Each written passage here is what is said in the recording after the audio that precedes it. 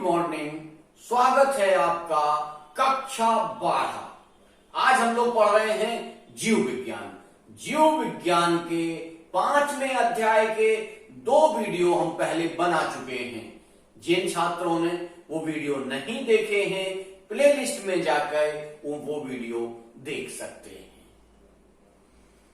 हाँ, 5वें अध्याय का जिसका शीर्षक है वंशागति एवं विविधता। वंशागति और विविधता के अंतर्गत हमने बहुत सारी चीजें आपको बता दी हैं। आज हम लोग देखते हैं मेंडल के जो नियम हैं। मेंडल के हमने आपको 3 नियम बताए थे। कौन कौन से नियम बताए थे? नंबर 1 प्रभाविता का नियम, यानी कि कैपिटल टी और स्मॉल टी में यदि जीन कैपिटल टी और स्मॉल टी है तो उसमें अपना लक्षण कौन प्रदर्शित करेगा? कैपिटल टी अपना लक्षण प्रदर्शित करेगा, स्मॉल टी अपना लक्षण प्रदर्शित नहीं करेगा।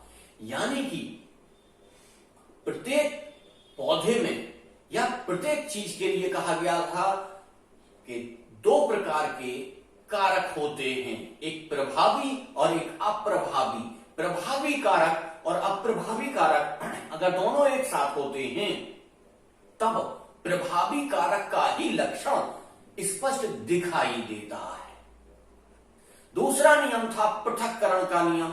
तीसरा नियम था स्वतंत्र अव्यूहन का नियम। ये सारा डिटेल हमने आपको पढ़ा दिया था।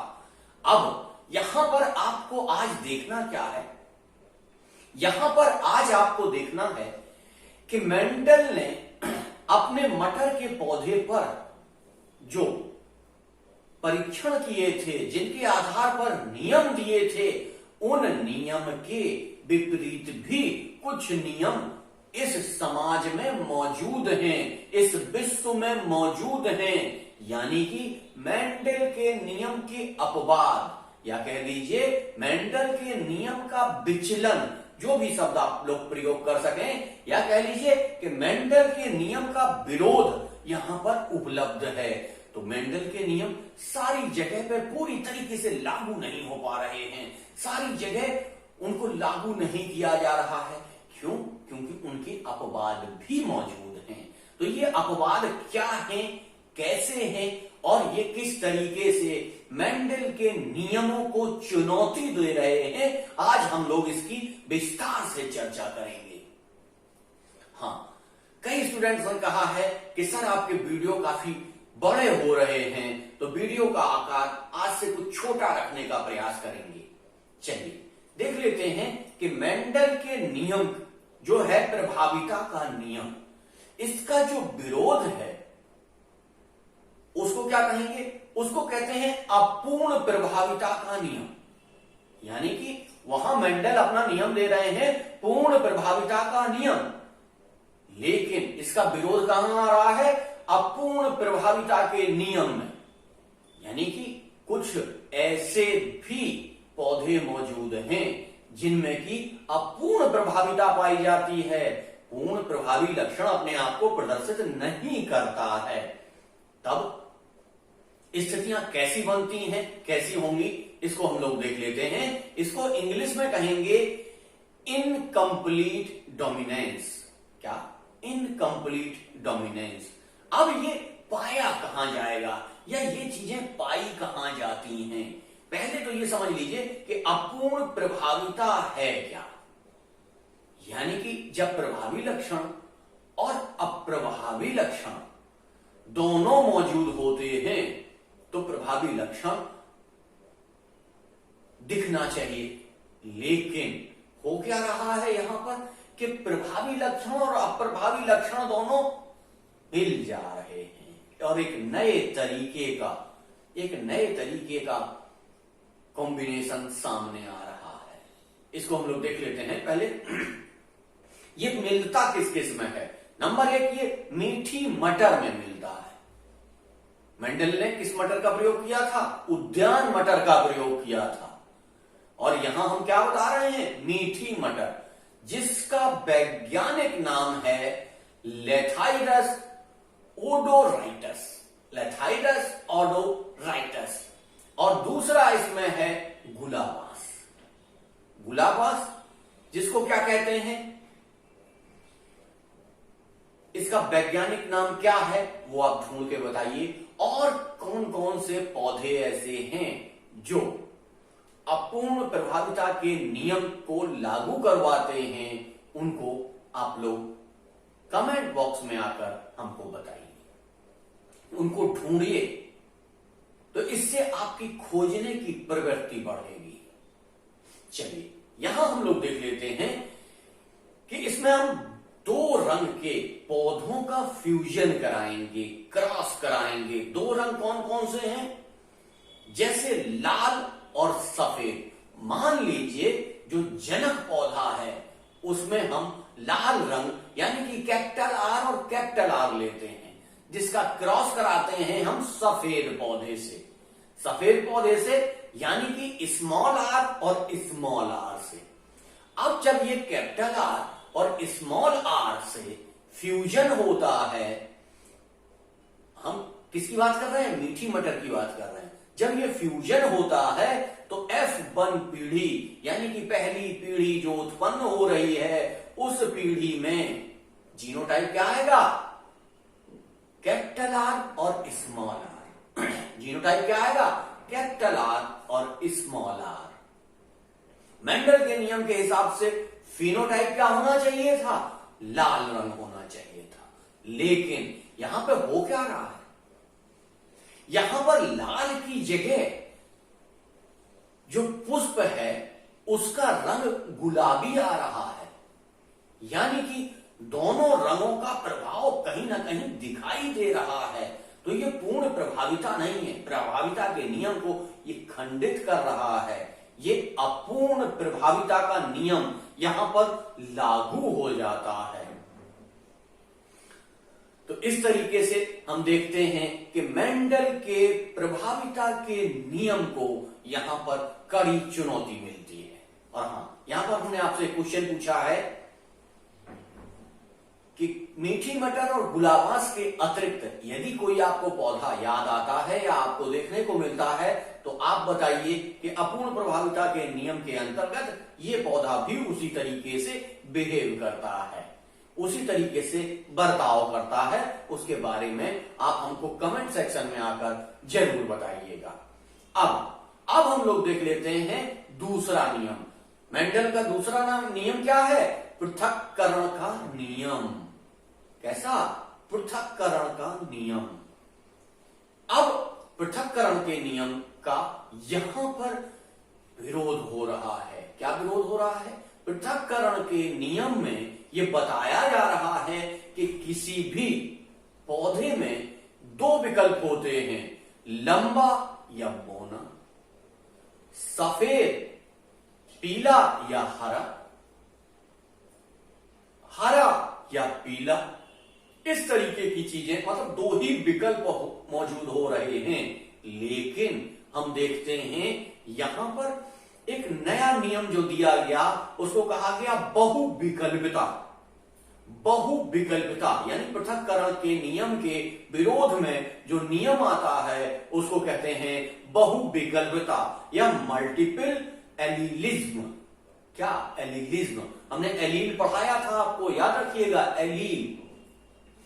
अब देख लेते हैं कि ये होता कैसे है कि एलिलिज्म में या मल्टीपल एलिलिज्म में क्या होता है? इसमें दो से अधिक विकल्प होते हैं। जैसे मटर के पौधे में, उद्यान मटर के पौधे में मेंडल ने बताया था कि दो ही प्रकार के विकल्प होते हैं, या लंबा होगा पौधा या बोना होगा, या उसके फूल का कलर अलग होगा। लेकिन दो ही प्रकार बताए गए थे। यहां पर हम क्या देखते हैं? तीन प्रकार हो जाते हैं। तीन प्रकार कौन कौन से होते हैं और ये कहां देखने को मिलते हैं, ये जरूर याद रखिएगा। कई बार नीट के एग्जाम में पूछा जा चुका है ये क्वेश्चन कि बहुविकल्पिता का जो सिद्धांत है, मल्टीपल एलिलिज्म जो है वो कहां देखने को मिलता है? तो मल्टीपल एलिलिज्म जो है वो मानव के रुधिर वर्ग में देखने को मिलता है। आपने पढ़ा होगा कि मानव का रुधिर वर्ग कितने प्रकार का होता है? 4 प्रकार का होता है। कौन कौन सा? Blood group A, blood group B, blood group A B और ब्लड ग्रुप ओ। इतने प्रकार का मोटे तौर पर होता है। वैसे तो इसका विभाजन प्लस और माइनस में भी किया जाता है, लेकिन यहां वो समझने की आपको आवश्यकता नहीं है। यहां केवल आप ये समझिए कि जो ब्लड ग्रुप है उस ब्लड ग्रुप के कई रूप पाए जा रहे हैं। अगर इसके 2 ही रूप पाए जाते, ए और बी, तब ये नियम लागू हो जाता। लेकिन यहां क्या हो रहा है? यहां 4 प्रकार के ब्लड ग्रुप पाए जा रहे हैं और इन ब्लड ग्रुप को खोजा किसने था? याद करिए, इसको खोजा किसने था?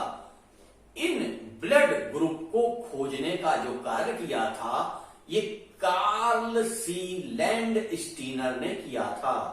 किसने किया था? कार्ल सी लैंडस्टीनर ने किया था। तो हमें यह भी याद रखना है कि ब्लड ग्रुप की खोज किसने की थी। अब इस ब्लड ग्रुप को थोड़ा सा समझ लेते हैं कि किस तरीके से ब्लड ग्रुप बन रहा है। इससे बहुत सारे क्वेश्चन पूछे जाते हैं कि माता का रुधिर वर्ग ये है, बच्चे का रुधिर वर्ग ये है, तो पिता का रुधिर वर्ग क्या होगा, या माता पिता का रुधिर वर्ग ये है तो बच्चे का रुधिर वर्ग क्या होगा। ये बहुत सारे क्वेश्चन बनते हैं इसमें से, और ये क्वेश्चन आपसे कई बार पूछे जाते हैं। सिविल सर्विसेज में तो इनकी बाढ़ सी आई होती है। तो आपको ये सब चीजें याद रखनी पड़ेंगी। चलिए देख लेते हैं कि मानव के रुधिर में ये जो 4 प्रकार हैं, इनको कौन सा ऐसा फैक्टर है जो 4 भागों में विभाजित करता है। तो इसको हम लोग देख लेते हैं। Capital I. कैपिटल आई एक ऐसी चीज होती है जो इसके लिए उत्तरदायी होती है, ठीक है। और इस कैपिटल आई के 3 रूप होते हैं। कौन कौन से होते हैं? 3 रूप होते हैं, ये याद रखिएगा। कैपिटल आई के 3 रूप होते हैं। कौन कौन से? कैपिटल आई ए, पहला जो रूप है इसका वो है कैपिटल आई ए।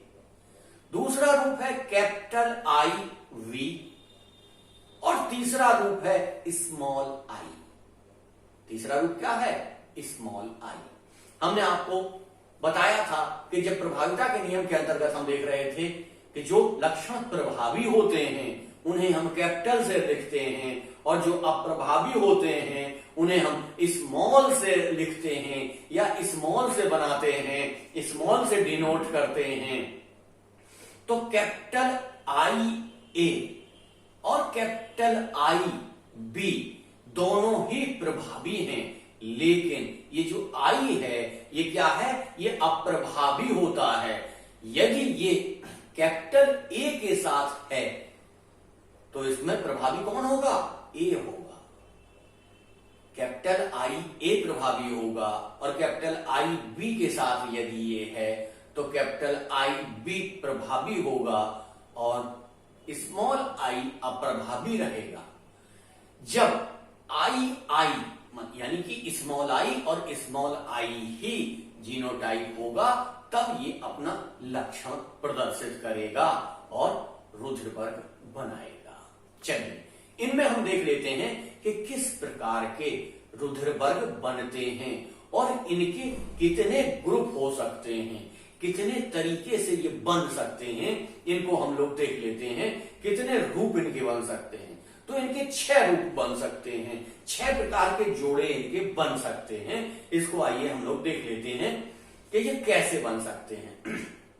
अब आप आके देखिए कि कैपिटल आई ए और कैपिटल आई ए बराबर रुधिर वर्ग ए बना रहा है। कौन सा रुधिर वर्ग बना रहा है? रुधिर वर्ग ए बना रहा है। और कैपिटल आई ए और स्मॉल आई बराबर रुधिर वर्ग ए, फिर से रुधिर वर्ग ए बन रहा है वहां पर, यानी कि प्रभाविता का नियम यहां पर लागू हो रहा है। दूसरा है कैपिटल आई बी और कैपिटल आई बी, ये मिलके, ये जीनोटाइप मिलके कौन सा रुधिर वर्ग बना रहे हैं? ये बी ग्रुप बना रहे हैं, यानी कि जो मनुष्य का बी ब्लड ग्रुप होता है उसका निर्माण करते हैं। और इसी में एक अगला आता है कैपिटल आई वी और स्मॉल आई मिलकर भी ब्लड ग्रुप बी बनाते हैं। यानी कि ये 4 प्रकार का 4 इसमें जोड़े बन गए। 5वां बनता है इसमें कैपिटल आई और कैपिटल बी। कैपिटल आई और कैपिटल बी मिलके कौन सा ब्लड ग्रुप बनाते हैं? ए और B. A B blood group बनाते हैं। यानी कि ए भी रहता है और बी भी रहता है, दोनों प्रभावी होते हैं, इसलिए नए ब्लड ग्रुप का जन्म हो गया ए और बी। चलिए अब देखते हैं इसका छठवां जो पार्ट है, छठवां जो रूप है वो कहलाता है स्मॉल आई और स्मॉल आई। जो जब जीनोटाइप स्मॉल आई और स्मॉल आई होता है तब ब्लड ग्रुप क्या बनता है? ओ बनता है। ब्लड ग्रुप क्या बनता है? ओ बनता है। इस तरीके से हम ये 4 प्रकार के ब्लड ग्रुप में मनुष्य के रुधिर को बांटकर इसका अध्ययन करते हैं और इस रुधिर वर्ग क्या कितना जीनोटाइप हो सकता है उसको भी पढ़ते हैं। तो ये 6 प्रकार का जीनोटाइप निकलकर सामने आता है। अब देख लीजिए कि ये तीसरा मेंडल का जो तीसरा नियम है वो कह रहे हैं स्वतंत्र अपव्यूहन का नियम। क्या है? स्वतंत्र अपव्यूहन का नियम। स्वतंत्र अपव्यूहन के नियम में कोई भी एक प्रभावी लक्षण जो होता है वो अपना प्रदर्शन करता है, लेकिन यहां पर क्या हो रहा है? 2 अप्रभावी लक्षण आ गए हैं।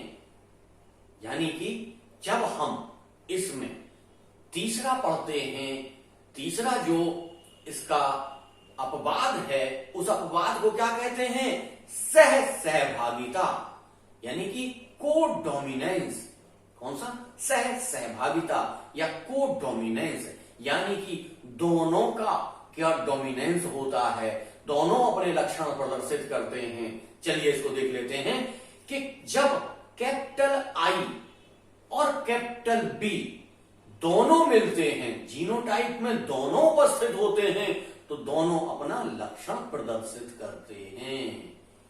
तो ये क्या हो गया? स्वतंत्र अपव्यूहन नहीं हुआ, क्या हो गया? सहभागिता हो गई। यानी कि दोनों मिलकर प्रयोग कर रहे हैं, दोनों आपस में मिल जा रहे हैं और अपने अस्तित्व का प्रदर्शन कर रहे हैं। स्वतंत्र अपव्यूहन नहीं हुआ, तब इसको बोला गया क्या? को डोमिनेंस या सहभागिता। तब नए रुधिर वर्ग का जन्म होता है जिसको हम कहते हैं ए बी। ए बी रुधिर वर्ग का जन्म होता है जब कैपिटल आई और कैपिटल बी होता है। तो ये तीनों प्रकार के नियमों के अपवाद या कह लीजिए विचलन सामने आ गए हैं। तो ऐसा नहीं है कि मेंडल ने जो खोज की है वो सारे समाज पे लागू हो, सारे जगह लागू हो। समय काल और परिस्थितियों के हिसाब से ये बदल भी जाती है, इनकी स्थितियां बदलती भी हैं, इसलिए। लेकिन ज्यादातर क्या होता है? मेंडल के नियम ही लागू होते हैं, लेकिन उनके कुछ अपवाद भी होते हैं। इसलिए जब हम मेंडल के नियम पढ़ रहे हैं तो उसके अपवाद पढ़ने भी बहुत आवश्यक हैं। यदि आप अपवाद नहीं पढ़ेंगे तो आपको मेंडल के नियम पूरी तरीके से समझ में नहीं आएंगे। मेंडल के नियम पढ़िए, उनके अपवाद पढ़िए, दोनों का मिलान करिए, उसके बाद चीजें आपको स्पष्ट शीशे के तरीके से साफ हो जाएंगी और आपको किसी भी प्रकार का कोई भी कंफ्यूजन नहीं रह जाएगा। और कंफ्यूजन अगर नहीं रहेगा तब आप कितना ज्यादा से ज्यादा मार्क्स पाएंगे। अब आइए, अब आप देख लीजिए कि किस तरीके से आपको यदि क्वेश्चन दे दिया जाए कि पिता का रुधिर वर्ग ए है और बच्चे का रुधिर वर्ग ओ है। क्या है? बच्चे का रुधिर वर्ग ओ है, तो मां का रुधिर वर्ग बताइएगा इसमें कि यदि पिता का रुधिर वर्ग ए है, बच्चे का रुधिर वर्ग ओ है, तो मां के रुधिर वर्ग कौन से रुधिर वर्ग होने की संभावना है? ये क्वेश्चन आप हमें कमेंट सेक्शन में आके बताइए और पहले जो क्वेश्चन पूछे गए हैं उनको भी कमेंट सेक्शन में आके बताइए। इन सारी चीजों को समझते हुए हम धीमे धीमे क्रमबद्धता के साथ अपने अध्ययन को आगे बढ़ाएंगे। हमारा ध्येय यही है कि अधिक से अधिक लोगों को हमारे द्वारा किए गए कार्य का लाभ प्राप्त हो। तो हाँ, फिर आपसे एक रिक्वेस्ट है कि जिन छात्रों ने, जिन स्टूडेंट्स ने हमारे चैनल को सब्सक्राइब नहीं किया है, प्लीज वो हमारे चैनल को सब्सक्राइब कर लें। और आप जैसा जैसा कहते हैं हम वैसा ही कर रहे हैं। लोगों ने हमसे कहा कि वीडियो बड़े हो रहे हैं तो हम वीडियो को छोटा भी कर रहे हैं। आज का वीडियो इसी श्रेणी में छोटा रखा गया है। हमारे चैनल को सब्सक्राइब करिए, चैनल को, वीडियो को लाइक करिए, वीडियो को शेयर करिए और कमेंट के माध्यम से इसके आंसर जरूर दीजिए। उससे हमें जानकारी होगी कि हम जो मेहनत कर रहे हैं उसका लाभ आप लोग ले रहे हैं। धन्यवाद।